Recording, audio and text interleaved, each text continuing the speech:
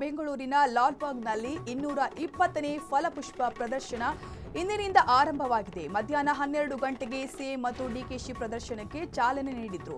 ಈ ಬಾರಿ 1000 ವರ್ಷಗಳ ಗಂಗ ಸಾಮ್ರಾಜ್ಯದ ಗತ ವೈಭವ ಹೂವುಗಳಲ್ಲಿ ಅರಳಿದೆ. ಐತಿಹಾಸಿಕ ಗಾಜಿನ ಮನೆಯಲ್ಲಿ 130ಕ್ಕೂ ಹೆಚ್ಚು ಅಪರೂಪದ ಹೂವುಗಳ ಚಿತ್ತಾರ ಕಂಗೊಳಿಸುತ್ತಿದ್ದು, ಈ ವೈಭವದ ಹೂವುಗಳ ಹಬ್ಬ ಮುಂದಿನ 12 ದಿನಗಳ ಕಾಲ ನಡೆಯಲಿದೆ.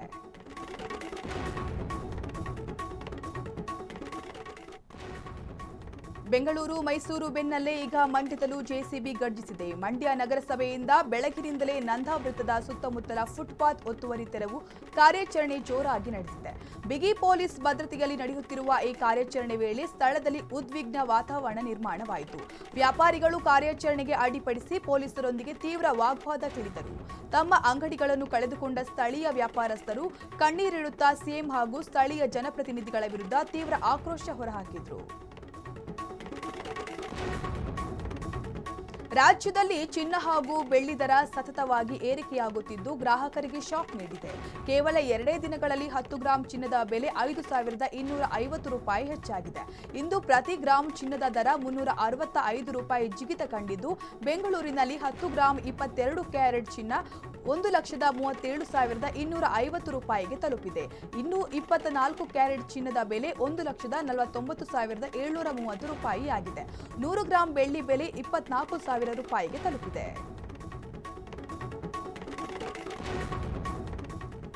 ರಾಯಚೂರಿನ ಜಿಲ್ಲಾಧಿಕಾರಿ ನಿವಾಸದ ಬಳಿ ಇರುವ ಪದವಿ ಕಾಲೇಜಿನಲ್ಲಿ ಬುದ್ಧನ ಪ್ರತಿಮೆ ಕುಸಿದು ಬಿದ್ದು ವಿದ್ಯಾರ್ಥಿಗಳು ಆಕಸ್ಮಿಕವಾಗಿ ಪ್ರಾಣಾಪಾಯದಿಂದ ಪಾರಾಗಿದ್ದಾರೆ.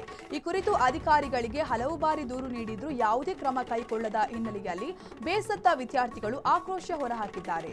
ನಗರದ ಪ್ರಮುಖ ಅಂಬೇಡ್ಕರ್ ವೃತ್ತದಲ್ಲಿ ಜಮಾಯಿಸಿದ 100 ವಿದ್ಯಾರ್ಥಿಗಳು ನಿರ್ಲಕ್ಷ್ಯ ವಹಿಸಿದ ಅಧಿಕಾರಿಗಳ ವಿರುದ್ಧ ಭಾರೀ ಪ್ರತಿಭಟನೆ ನಡೆಸಿದ್ರು. ಖಾನಾಪುರ ತಾಲೂಕಿನ ಪಾರಿಶ್ವಾಡ ಗ್ರಾಮದಲ್ಲಿ ಸಮಯಕ್ಕೆ ಸರಿಯಾಗಿ ಬಸ್ಗಳಿಲ್ಲದೆ ವಿದ್ಯಾರ್ಥಿಗಳು ತೀವ್ರ ತೊಂದರೆ ಅನುಭವಿಸುತ್ತಿದ್ದಾರೆ.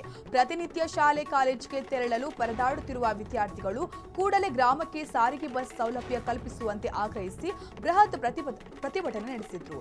ತಮ್ಮ ಬೇಡಿಕೆಗೆ ಶೀಘ್ರ ಸ್ಪಂದಿಸದಿದ್ದರೆ ಮುಂದಿನ ದಿನಗಳಲ್ಲಿ ಉಗ್ರ ಹೋರಾಟ ರೂಪಿಸುವುದಾಗಿ ಆಕ್ರೋಶ ಹೊರಹಾಕಿದ್ದಾರೆ.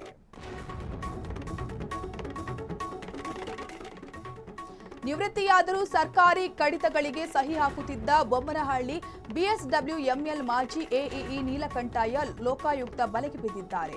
ಜುಲೈ 31ಕ್ಕೆ ನಿವೃತ್ತರಾಗಿದ್ದರೂ ಉತ್ತರಹಳ್ಳಿಯ ಬಳಿ ಕಾರಿನಲ್ಲೇ ಕುಳಿತು ಅಕ್ರಮವಾಗಿ ಫೈಲ್ಗಳಿಗೆ ಸಹಿ ಮಾಡುತ್ತಿದ್ದಾಗ ರೆಡ್ ಹ್ಯಾಂಡ್ ಆಗಿ ಸಿಕ್ಕಿಬಿದ್ದಿದ್ದಾರೆ.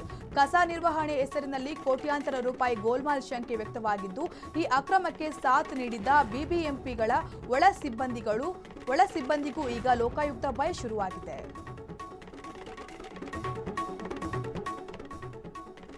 ಖಾಸಗಿ ವೈಟ್ ಬೋರ್ಡ್ ಬೈಕ್ಗಳನ್ನು ಆಪ್ಗಳ ಮೂಲಕ ಟ್ಯಾಕ್ಸಿಯಾಗಿ ಬಳಸಿ ನಿಯಮ ಉಲ್ಲಂಘಿಸುತ್ತಿದ್ದವರ ವಿರುದ್ಧ ಸಾರಿಗೆ ಇಲಾಖೆ ಸಮರ ಸಾರಿದೆ. ಬೆಂಗಳೂರಿನ ಆರ್ಟಿಒ ವ್ಯಾಪ್ತಿಯಲ್ಲಿ ಮೆಗಾ ಆಪರೇಷನ್ ನಡೆಸಿ 263ಕ್ಕೂ ಹೆಚ್ಚು ದ್ವಿಚಕ್ರ ವಾಹನಗಳನ್ನು ಅಧಿಕಾರಿಗಳು ಜಪ್ತಿ ಮಾಡಿದ್ದಾರೆ. ವೈಯಕ್ತಿಕ ವಾಹನಗಳನ್ನು ವಾಣಿಜ್ಯ ಉದ್ದೇಶಕ್ಕೆ ಬಳಸಿದ್ರೆ ಸೀಜ್ ಮಾಡುವುದಾಗಿ ಎಚ್ಚರಿಸಿದ್ದು, ಮುಂದಿನ ದಿನಗಳಲ್ಲಿ ಈ ಕಾರ್ಯಾಚರಣೆ ಮತ್ತಷ್ಟು ತೀವ್ರಗೊಳ್ಳಲಿದೆ. ದಿಗ್ಗಜ ನಟರ ದಂಡೆ ಇರುವ ಬಹುನಿರೀಕ್ಷಿತ ರಾಮಾಯಣ ಸಿನಿಮಾದ ಬಿಡುಗಡೆ ದಿನಾಂಕ ಕೊನೆಗೂ ಘೋಷಣೆಯಾಗಿದೆ. ನವೆಂಬರ್ 6ರಂದು ದೀಪಾವಳಿ ಹಬ್ಬದ ಪ್ರಯುಕ್ತ ಈ ಸಿನಿಮಾ ವಿಶ್ವದಾದ್ಯಂತ ಅದ್ದೂರಿಯಾಗಿ ತೆರೆಗೆ ಬರಲಿದೆ. ಚಿತ್ರದಲ್ಲಿ ರಾಮನಾಗಿ ರಣಬೀರ್ ಕಪೂರ್ ಹಾಗೂ ಸೀತೆಯಾಗಿ ಸಾಯಿ ಪಲ್ಲವಿ ಮಿಂಚಿದ್ರೆ, ಲಂಕಾಧಿಪತಿ ರಾವಣನಾಗಿ ರಾಕಿಂಗ್ ಸ್ಟಾರ್ ಯಶ್ ಅಬ್ಬರಿಸಿದ್ದಾರೆ. ಈಗಾಗಲೇ ಟ್ರೇಲರ್ ಮೂಲಕ ಧೂಳೆಬ್ಬಿಸಿರುವ ಈ ಸಿನಿಮಾ ಅಭಿಮಾನಿಗಳಿಗೆ ದೀಪಾವಳಿಗೆ ಬಂಪರ್ ರಸದೌತಣ ನೀಡೋದು ಖಚಿತ.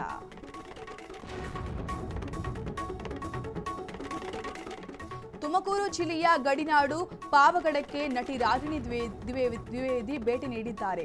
ಅಲಂಕಾರ್ ಚಿತ್ರಮಂದಿರಕ್ಕೆ ಆಗಮಿಸಿದ ಅವರು ಅಭಿಮಾನಿಗಳೊಂದಿಗೆ ಕುಳಿತು ಸರ್ಕಾರಿ ನ್ಯಾಯಬೆಲೆ ಅಂಗಡಿ ಸಿನಿಮಾ ವೀಕ್ಷಿಸಿದ್ರು. ನೆಚ್ಚಿನ ನಟಿಯನ್ನು ಕಂಡ ಅಭಿಮಾನಿಗಳು ಸ್ವಾಗತಿಸಿ ಸೆಲ್ಫಿಗಾಗಿ ಮುಗಿಬಿದ್ರು. ಸಿನಿಮಾ ವೀಕ್ಷಣೆ ಬಳಿಕ ಮಾತನಾಡಿದ ರಾಗಿಣಿ, ಇದು ನ್ಯಾಯಬೆಲೆ ಅಂಗಡಿ ಮಾಲೀಕರ ನೈಜ ಸಮಸ್ಯೆ ಆಧಾರಿತ ಚಿತ್ರ ಎಂದು ಹೇಳಿ ಅಭಿಮಾನಿಗಳೊಂದಿಗೆ ಸಂವಾದ ನಡೆಸಿದ್ರು.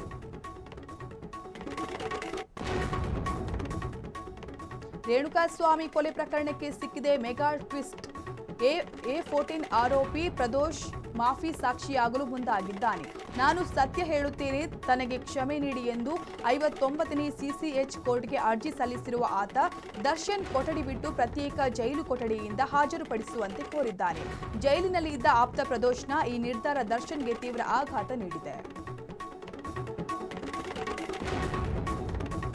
ನೆಲಮಂಗಲ ತಾಲೂಕು ಕಚೇರಿಯಲ್ಲಿ ಟೈಪಿಸ್ಟ್ ನಿರ್ಮಲಾ ವಿಧವಾ ವೇತನ ಅರ್ಜಿಗಾಗಿ ಬಡ ವಿಧವೆಯಿಂದ 1500 ರೂಪಾಯಿ ಲಂಚಕ್ಕೆ ಬೇಡಿಕೆ ಇಟ್ಟಿದ್ದಾರೆ. ಡಿಸಿ ಆಫೀಸ್ಗೆ ಹಣ ನೀಡಬೇಕೆಂದು ಹೇಳಿದ ಆಡಿಯೋ ವೈರಲ್ ಆಗಿದೆ. ಸರ್ಕಾರದ ಯೋಜನೆಯಲ್ಲೂ ಈ ರೀತಿ ಭ್ರಷ್ಟಾಚಾರ ನಡೆಸಿ ಬಡವರ ರಕ್ತ ಹೀರುತ್ತಿರುವುದು ಸಾರ್ವಜನಿಕರ ಆಕ್ರೋಶಕ್ಕೆ ಕಾರಣವಾಗಿದೆ.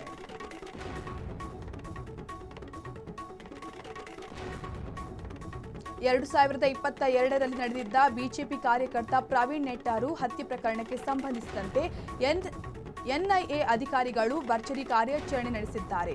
ತಲೆಮರೆಸಿಕೊಂಡಿದ್ದ ಸುಳ್ಯ ಮೂಲದ ಪ್ರಕರಣದ A13 ಆರೋಪಿ ಉಮರ್ ಫಾರೂಕ್ನನ್ನು ಕೇರಳದ ಕೊಚ್ಚಿಯಲ್ಲಿ ಬಂಧಿಸಲಾಗಿದೆ. ಈತನ ಸುಳಿವು ನೀಡಿದವರಿಗೆ ಎನ್ಐಎ 4 ಲಕ್ಷ ಬಹುಮಾನ ಘೋಷಿಸಿತ್ತು.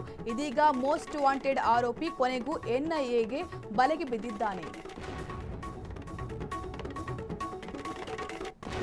ಹಾವೇರಿ ಜಿಲ್ಲೆಯಲ್ಲಿ ಅಕ್ರಮ ಗ್ಯಾಸ್ ಮಾರಾಟ ದಂಧೆ ಜಾಲ ಬಯಲಾಗಿದೆ. ಹಂಸಬಾವಿ ಬಳಿ ನಿಯಮ ಮೀರಿ ಗ್ರಾಮೀಣ ಭಾಗಕ್ಕೆ ಅಕ್ರಮವಾಗಿ ಗ್ಯಾಸ್ ಪೂರೈಸುತ್ತಿದ್ದ ನಗರದ ಏಜೆಂಟ್ ವಾಹನವನ್ನು 400ಕ್ಕೂ ಹೆಚ್ಚು ಗ್ರಾಮೀಣ ವಿತರಕರು ರೆಡ್ ಹ್ಯಾಂಡ್ ಆಗಿ ತಡೆದು ಪೊಲೀಸರಿಗೊಪ್ಪಿಸಿದ್ದಾರೆ. ರಾತ್ರಿ ವೇಳೆಯಲ್ಲಿ ಅನಧಿಕೃತ ಏಜೆಂಟರ ಮೂಲಕ ಸಿಲಿಂಡರ್ ಪೂರೈಸಿ ಗ್ರಾಮೀಣ ವಿತರಕರ ಹೊಟ್ಟೆಗೆ ಹೊಡೆಯಲಾಗುತ್ತಿತ್ತು. ಈ ಕಳ್ಳಾಟದ ವಿರುದ್ಧ ಸಿಡಿದೆದ್ದ ವಿತರಕರು ಆಯಿಲ್ ಕಂಪನಿ ಹಾಗೂ ಆಹಾರ ಇಲಾಖೆಗೆ ದೂರು ನೀಡಿದ್ದಾರೆ. ಇವರು ಇಲ್ಲೊಬ್ರು ಅನಧಿಕೃತ ಏಜೆಂಟರ್ ನೇಮಕ ಮಾಡ್ಯಾರ. ಅವ್ರ ಮನೇಲಿ ಸಿಲಿಂಡರ್ ತಗೊಳ್ರಿ ಅಂತ ನಮಗೂ ಹೇಳಿದ್ರು. ನಾವು ಫೋನ್ ಮಾಡಿದಾಗ ಅರ್ಜೆಂಟ್ ಇದ್ದವ್ರಿಗೆ ಅಂತ ಹೇಳಿದ್ರಿ. ನಾವೀಗ 1 ಗಂಟೆಯಿಂದ ಫೋನ್ ಮಾಡಿದಾಗ ಅಲ್ಲಿ ಹೋಗಿ ಒಂದು ಎಚ್ಚರಿಕೆ, ನನ್ನ 15 ಕಿಲೋಮೀಟರ್ ವ್ಯಾಪ್ತಿ ಒಳಗೆ HP ಆಗಲಿ IOC ಆಗಲಿ ಮತ್ತು ಭಾರತ್ ಆಗಲಿ ಯಾರ ಬಂದು ಸಪ್ಲೈ ಮಾಡಿರಿ. ನಾಳೆ ಬೆಳಗ್ಗೆ ಅವ್ರ ಗಾಡಿ ಬಂದ ತಕ್ಷಣ ನಾನು ಪೆಟ್ರೋಲ್ ತೊಗೊಂಡು ನನ್ನ ಮೇಲೆ ನಾನು ಸುರ್ಕೊಂತೀನಿ. ದಯವಿಟ್ಟು ಎಲ್ಲರೂ ಕ್ಷಮಿಸ್ಬೇಕು. ನಾಳೆ ನಾ ಇರ್ತಾನೆ ಇಲ್ಲ ಗೊತ್ತಿಲ್ಲ. ನನ್ನ ಮೇಲೆ ನಾನು ಸುರಿಕೊಂಡು ಅವ್ರ ಗಾಡಿ ಒಳಗೆ ಹತ್ತಿ ನಾನು ಬೆಂಕಿ ಹಚ್ಕೊಂತೀನಿ. ಅವಾಗಾರ ಕೇಸ್ ರಿಜಿಸ್ಟರ್ ಆಕತ್ತಲ್ಲ. ಇದು ಫುಡ್ DDಗೂ ಸಂಬಂಧ ಇಲ್ಲ, ತಹಶೀಲ್ದಾರಿಗೂ ಸಂಬಂಧ ಇಲ್ಲ, PSIಗೂ ಸಂಬಂಧ ಇಲ್ಲ, CPIಗೂ ಸಂಬಂಧ ಇಲ್ಲ. ಮತ್ತು ನಾವು ಯಾರ ಹತ್ರ ಹೋಗ್ಬೇಕು ಅದನ್ನು ಮಾಹಿತಿ ನಾಳೆ ಬೆಳಗ್ಗೆ 9 ಗಂಟೆ ಒಳಗೆ ಕೊಡ್ರಿ. ಇಲ್ಲ ಅಂತಂದ್ರೆ ನಾನು 100ಕ್ಕೆ 100 ಆ ಗಾಡಿ ಬಂದು ಹೊಂಟಿದೆ. ನನ್ನ ಏರಿಯಾದ ಗಾಡಿ ಯಾವ ಬೆಳಗಾವಿ ಜಿಲ್ಲೆಯ ಕಿತ್ತೂರು ಪಟ್ಟಣದಲ್ಲಿ ಬೀದಿ ನಾಯಿಗಳ ಹಾವಳಿ ಮಿತಿಮೀರಿದ್ದು ಸಾರ್ವಜನಿಕರಲ್ಲಿ ತೀವ್ರ ಆತಂಕ ಸೃಷ್ಟಿಸಿದೆ. ಪಟ್ಟಣ ಪಂಚಾಯಿತಿ ಅಧಿಕಾರಿಗಳು ಯಾವುದೇ ಕ್ರಮ ಕೈಗೊಳ್ಳದ ಹಿನ್ನೆಲೆಯಲ್ಲಿ ಭಯಗೊಂಡ ಪೋಷಕರು ತಮ್ಮ ಮಕ್ಕಳ ಸುರಕ್ಷತೆಗಾಗಿ ತಾವೇ ಬೆಂಗಾವಲಾಗಿ ಶಾಲೆಗೆ ಕರೆದೊಯ್ಯುತ್ತಿದ್ದಾರೆ. ಅನಾಹುತ ಸಂಭವಿಸಿದರೆ ಯಾರು ಹೊಣೆ ಎಂದು ಆಕ್ರೋಶ ಹೊರಹಾಕಿರುವ ಸ್ಥಳೀಯರು ತಕ್ಷಣ ನಾಯಿಗಳ ಕಾಟಕ್ಕೆ ಕಡಿವಾಣ ಹಾಕುವಂತೆ ಆಗ್ರಹಿಸಿದ್ದಾರೆ.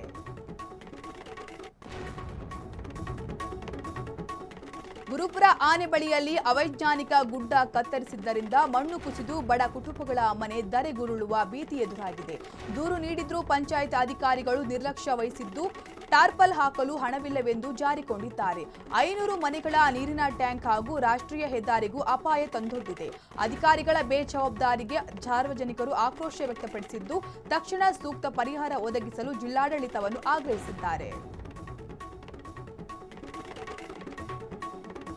ಕಲಬುರಗಿ ಜಿಲ್ಲೆಯ ಆಳಂದ ತಾಲೂಕಿನ ಕಡಗಂಚಿ ಕೇಂದ್ರೀಯ ವಿಶ್ವವಿದ್ಯಾಲಯದಲ್ಲಿ ಮುಸುಗುದಾರಿಗಳು ಹರಿತವಾದ ಮಾರಕಾಸ್ತ್ರ ಹಿಡಿದು ಓಡಾಡಿದ್ದು ಸಿಸಿಟಿವಿಯಲ್ಲಿ ಸೆರೆಯಾಗಿದೆ. 3-4 ಜನ ದುಷ್ಕರ್ಮಿಗಳು ವಸತಿ ಗೃಹಗಳ ಬಾಗಿಲು ಮುರಿದು ಸಿಸಿ ಕ್ಯಾಮೆರಾಗಳನ್ನು ಧ್ವಂಸಗೊಳಿಸಿದ್ದಾರೆ.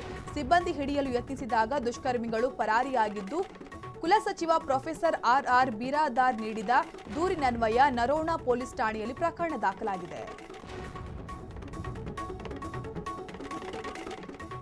ಬಳ್ಳಾರಿಯ ಕೌಲ್ ಪಚಾರ್ನಲ್ಲಿ ಸಿನಿಮೀಯ ಮಾದರಿಯ ಪ್ರೇಮ ತ್ರಿಕೋನ ಪ್ರಕರಣ ದುರಂತದಲ್ಲಿ ಅಂತ್ಯವಾಗಿದೆ. ಹಳೆ ಲವ್ವರ್ ಕಾಟಕ್ಕೆ ಬೇಸತ್ತು ಫಿರ್ದೋಸ್ ಎಂಬ ಯುವತಿ ವಿಡಿಯೋ ಮಾಡಿ ಆತ್ಮಹತ್ಯೆಗೆ ಶರಣಾಗಿದ್ದಾಳೆ. ಸುಸೈಡ್ಗೂ ಮುನ್ನ ಹೊಸ ಲವ್ವರ್ಗೆ ಕರೆ ಮಾಡಿದ ಈಕೆ ಅಜಿಮ್ ಎಂಬಾತನನ್ನು ಪ್ರೀತಿಸುತ್ತಿದ್ದಳು. ಮಗಳು ಕಳೆದುಕೊಂಡ ತಾಯಿ ಅಮ್ರೀನ್ ಬಾನು ಕಣ್ಣೀರಿಟ್ಟಿದ್ದು ಯುವತಿಯ ಕೊನೆಯ ವಿಡಿಯೋ ಮನಕಲುಕುವಂತಿದೆ.